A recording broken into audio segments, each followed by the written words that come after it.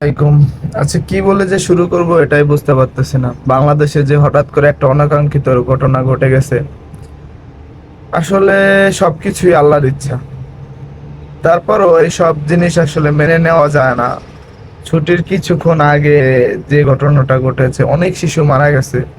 আল্লাহ তাদেরকে ভেস্তে নসিব করুক। আর যারা সুস্থ আছে তাদেরকে, তারা তো সুস্থ আছে, আর যারা অসুস্থ আছে আল্লাহ তুমি তাদেরকে সুস্থতা দান করো। আর তাদের প্রত্যেকটা পরিবারকে ধৈর্য ধরার তৌফিক দান করো। আসলে হয়ে যায়, সবকিছু আল্লাহর ইচ্ছা।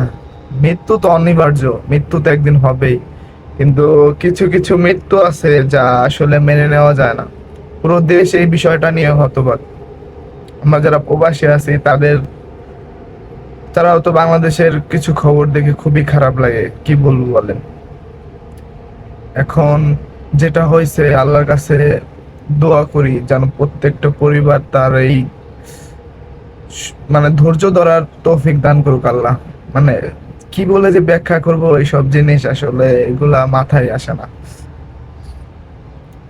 যাই হোক, সবকিছু আল্লাহর উপর।